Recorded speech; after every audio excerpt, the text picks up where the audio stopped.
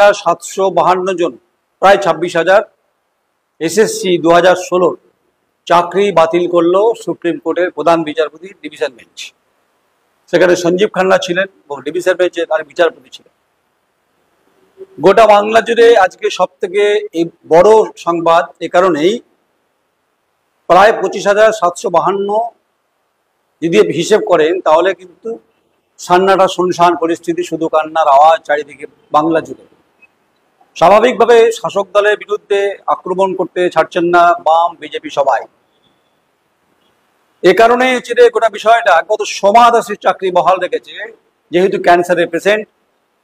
তৎকালীন বিচারপতি অভিজিৎ গঙ্গোপাধ্যায় তার নির্দেশে তাকে বাদ দিয়ে গোটা প্রক্রিয়াটা, গোটা প্যানেল এবং যারা চাকরি করেছিলেন এসএসসিতে 2016 সালে গ্রুপ সি, গ্রুপ ডি, নবম দশম প্রাথমিক শিক্ষক এবং হায়ার এডুকেশনে অর্থাৎ হায়ার উচ্চশিক্ষার ক্ষেত্রে অর্থাৎ দ্বাদশ এবং একাদশ, তাদের চাকরি বাতিল করেছে সুপ্রিম কোর্টের প্রধান বিচারপতি। স্বাভাবিক। গত বছর এই আদেশই দিয়েছিলেন বিচারপতি দেবাংশু ভট্টাচার্য, বিচারপতি ম্যাডাম শম্পা ম্যাডাম ছিলেন। সিদ্ধান্ত সেই সময় গোটারাই প্রক্রিয়াটা হয়। সেই সময় হাইকোর্ট কি বলেছিল এসএসসিকে বলেছিল, আপনারা চালের মধ্যে কাকড় বাছার প্রক্রিয়া শুরু করুন, আপনাদের সময় দিচ্ছি। চালের মধ্যে কাকড় বাছার কোনো প্রক্রিয়া এসএসসি তারা সাকসেসফুল হতে পারেনি। সেখানে যোগ্য অযোগ্যের যে তালিকা, অনেক যোগ্য ছিল, তাদের চাকরি এই মর্মে গোটা প্রক্রিয়াতে প্রধান বিচারপতি যে আজকে জাজমেন্ট, সেই জাজমেন্ট আজকে গোটা বাংলা জুড়ে এক শুনশান সান্নাটা পরিস্থিতি তৈরি হলো। কেন? Who is the responsible? এ প্রশ্ন যখন বিরোধীরা করছে, খুব স্বাভাবিকভাবে এই প্রশ্ন অবশ্যই আলোচনার মধ্যে থাকবে। এই প্রশ্নের উত্তরের ভাগিদার অবশ্যই শাসক দল, এটা নিয়ে কোনো সন্দেহ নেই। কেন? 2016 এসএসসি দুর্নীতি তদন্তের ক্ষেত্রে এনফোর্সমেন্ট ডাইরেক্টরেট পার্থ চট্টোপাধ্যায় তৎকালীন শিক্ষামন্ত্রী অর্পিতা মুখার্জির বাড়ি থেকে 50 কোটি টাকা উদ্ধার হয়েছিল। গোটা এসএসসি, মধ্যশিক্ষা পর্ষদ এবং বোর্ড তারা হেফাজতে, সেটা হচ্ছে ইডি তদন্তের পরিষ্কার হয়েছিল। তারপর সিবিআই তদন্ত করে, তদন্তে জাল ক্রমশ যখন গোটাতে শুরু করে, ওএমআর সিট নিয়ে যে গন্ডগোল, ওএমআর সিটও সে অর্থে পাওয়া যায়নি। নয়ডার যে কোম্পানি, নাইস কোম্পানি সম্ভবত, তারা এই কাজ করছিলেন। তদন্তে এ তথ্য উঠে এসেছে যে হার্ড ডিস্ক গুলো কার্যত পাওয়া যায়নি, লক হয়ে গেছে। বহু ওএমআর সিট পুড়িয়ে দেওয়ার অভিযোগ ছিল। কেন হলো, কি জন্য হলো, এই প্রশ্ন তো যারা চাকরি থেকে বঞ্চিত হলেন তাদের আজ বুক ফাটা কান্নার ধ্বনি বাংলায় উচ্চারিত হচ্ছে। এটাই সব থেকে বড় বেদনা। যারা অযোগ্য তারা ব্যাকডোরে চাকরি পেয়েছেন, অভিযোগ তারা টাকার বিনিময়ে চাকরি পেয়েছেন, কোন নেতা কাতা মন্ত্রীকে ধরে চাকরি পেয়েছেন, এলাকার বিধায়ক, এলাকার নেতাদের ধরে। আর যারা যোগ্য, তাহলে সেক্ষেত্রে যখন কাকড় বাছতে পারলেন না চালের মধ্যে, হাইকোর্টে বলা সত্ত্বেও এসএসসি পারলেন না।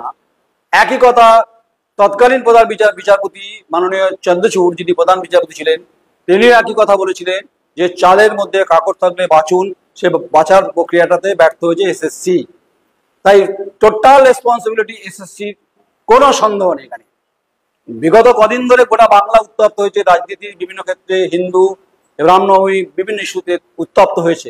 আজকের ঘটনা, যেখানে জীবন জীবিকার প্রশ্নে গুরুত্বপূর্ণ ভূমিকায় যারা চাকরি করছিলেন, যোগ্য অযোগ্য মিলিয়ে 2016 আজ 2025, প্রায় 9 বছর যারা চাকরি করে সরকারের খাতা থেকে যারা টাকা তুলেছেন, বেতন পেয়েছেন, সে গ্রুপ সি হোক, গ্রুপ ডি হোক, নবম হোক, দশম হোক এবং একাদশ হোক, এই সমস্ত টাকা ফেরতের প্রক্রিয়া 3 মাসের মধ্যে করতে হবে এবং আদেশ যা দিয়েছে সেটাকে কমপ্লিট করতে হবে।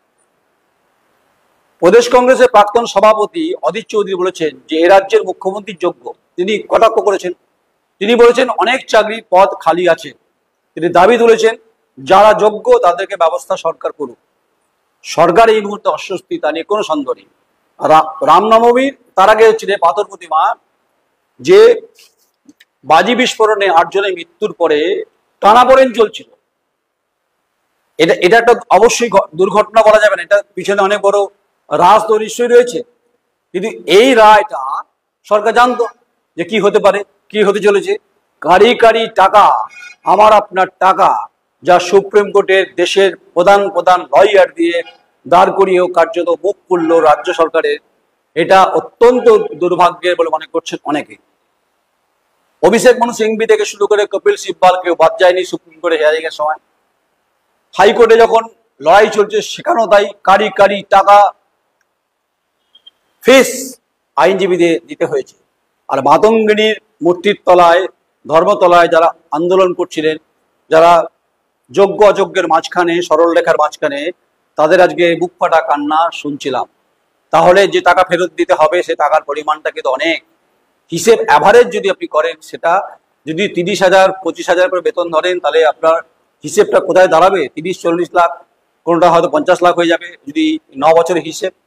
তাহলে চাটি বাটি ঘটি বিক্রি করে অভিযোগ চাকরিতে সেই সময় পেয়েছিলেন, পাইয়ে দিয়েছিলেন, নেতা হোক, কাতা হোক, মন্ত্রী হোক, পর্ষদ হোক, তাহলে আবার এই টাকা ফেরত দিতে হবে সুপ্রিম কোর্টের ভার্ডিক্ট অনুযায়ী। এর ফলেও সরকারের যে মুখ পুড়ছে না, মুখ ভালো করে পরিষ্কার হচ্ছে, সেটা একমাত্র প্রশাসনিক প্রধান তিনি বলতে পারবেন। লন্ডনের অক্সফোর্ডের তত্ত্ব অর্থাৎ কেলগ কলেজের বক্তৃতার সঙ্গে এই ফর্মুলা কিন্তু খাটবে না। তাই সরকার শাক দিয়ে মাছ ঢাকার চেষ্টা করছেন, বিভিন্নভাবে সকাল থেকে করছেন, আলটিমেট লাভ কিছু হয়নি।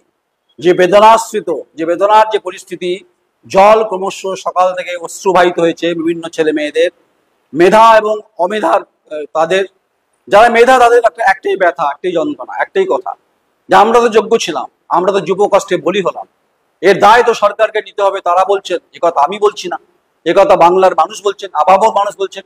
অনেকে অভিযোগ করছেন পশ্চিমবঙ্গের শিক্ষা ব্যবস্থার নিয়ে, অনেকে অভিযোগ করছেন বিভিন্ন বিশ্ববিদ্যালয়গুলোতে দুর্নীতি, বিভিন্ন কলেজগুলোতে দুর্নীতির অভিযোগ উঠছে।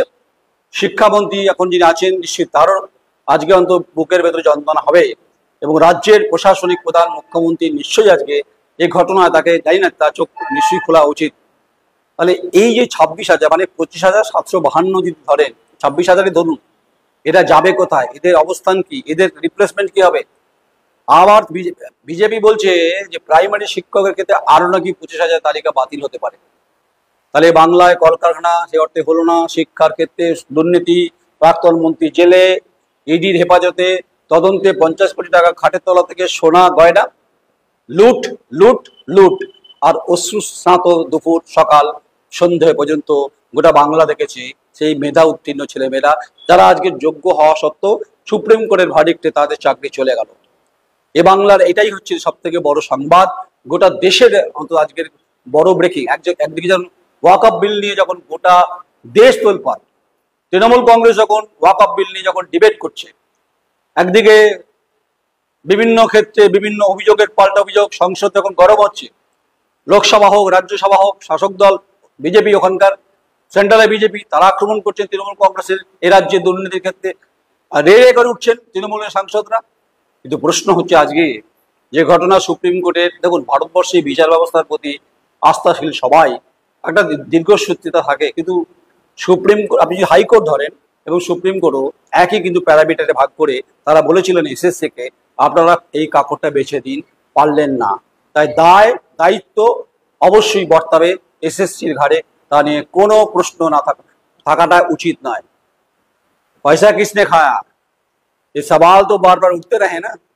পয়সা যে খেয়েছে জবাব তাকেই দিতে হবে, যারা যারা দিয়েছেন আর্থিক টাকা, উৎকোচ টাকা। শুরুই বলছিলাম, মালদা হোক, বৈষ্ণবনগর হোক, কাকদ্বীপ হোক, পুরুলিয়া হোক, বর্ধমান হোক, আউসগ্রাম হোক, যেদিকে তুফানগঞ্জ হোক, দার্জিলিং হোক, কার্শিয়াং হোক, সারা বাংলা জুড়ে যে 11 কোটি জনসংখ্যার মধ্যে আজকে এই 26,000 চাকরি চলে যাওয়া মানে এক একটা পরিবারে আপনি অ্যাভারেজ যদি আপনি 4 জন করে ধরেন, সেটা প্রায় 1,20,000 বা হয়তো 1,25,000 হবে। আমি জানি না এর সঙ্গে ভোট ব্যাংকের কি সম্পর্ক আছে, আমি ভোট ব্যাংকের অঙ্ক মেলাতে চাইছি না, কিন্তু যেটা মেলাতে চাইছি, যে বাংলা রবীন্দ্রনাথের বাংলা, যে কথা মুখ্যমন্ত্রী বারবার বলেন, যে বাংলা জীবনানন্দের বাংলা কথা বলেন, যে বাংলা ঋষি বঙ্কিমচন্দ্র চট্টোপাধ্যায়ের বাংলা বলেন, যে বাংলা কবি সুভাষ মুখোপাধ্যায়ের বাংলা, সেই বাংলার তটরেখায় দুর্নীতি হয়েছে, হেফাজতে আছেন প্রাক্তন শিক্ষামন্ত্রী এবং পর্ষদ সহ, খাটের তলায় টাকা পাওয়া গেছে, আর হাউ চাষ করছেন কলকাতায় ধর্মতলাতে ছেলেমেয়েরা। হাইকোর্টের সেই রায়কেই বহাল রাখলেন সুপ্রিম কোর্টের প্রধান বিচারপতি ডিভিশন বেঞ্চ, এবং হচ্ছে সঞ্জীব খান্না নিজেও বিচারপতি ছিলেন আজকে। এটা বাংলার পক্ষে খুব ভালো ছবি গেল কিনা বলতে পারবো না। এটা লন্ডনের অক্সফোর্ডের কোনো কেলক কলেজে কোনো বক্তৃতা নয়, এটা বাস্তব, এটা হচ্ছে হাকিকাত, এটা হচ্ছে বাস্তবতা রয়েছে, যার মধ্যে কোনো জল বা দুধের কোনো গল্প নেই। এখানে জাজমেন্ট যা হয়েছে সেই জাজমেন্টেই শুনিয়ে দিয়েছেন। তাই দায়িত্ব, দায়িত্ব, অ্যাকাউন্টেবিলিটি, রেসপন্সিবিলিটি সবটা হচ্ছে এসএসসির ঘাড়ে পৌঁছাবে। এই 26-এর নির্বাচনের আগে বিরোধীরা নিশ্চয়ই ট্রাম্প কার্ড ইউজ করবেন। একদিকে সিপিআইএম এর মাদুরাইয়ে পার্টি কংগ্রেস চলছে, সেখানেও মোহাম্মদ সেলিম বলছিলেন, কটাক্ষ করছিলেন প্রেস কনফারেন্সে। একদিকে অধীর চৌধুরী বলছেন, একদিকে বিজেপি বলছেন, সবাই বলছেন, আপামর জনসাধারণ বলছেন, শিক্ষিত ছেলেমেয়েরা বলছেন। সব থেকে যে দুর্ভাগ্যে পশ্চিমবঙ্গে ড্রপ আউট বেড়েছে ক্রমশ। কেন বেড়েছে ড্রপ আউট? পশ্চিমবঙ্গের প্রত্যেকটি প্রাথমিক বিদ্যালয়, উচ্চ বিদ্যালয় থেকে শিক্ষকের সংখ্যা ক্রমাগত কমে গেছে, শিক্ষকের সংখ্যা কম। তার উপর এই খাড়া যখন পড়েছে, 26,000-এর যখন চাকরি বাদ দিন, তার মধ্যে গ্রুপ সি, গ্রুপ ডি বাদ দিলে যে পরিমাণটা গেল, তাহলে ছাত্র ছাত্রীদের ভবিষ্যৎ তৈরি করার দায়িত্ব কে নেবে? এ প্রশ্নের উত্তর রইল। সঙ্গে থাকুন, দেখতে থাকুন। আমরা জাজমেন্টকে অবশ্যই সম্মান করি, কিন্তু দুর্নীতি হয়েছে, পয়সা খেয়েছে, পয়সা জিসনে খায়, জবাব উनको देना पड़ेगा। নমস্কার, আমি নয়ন রায়।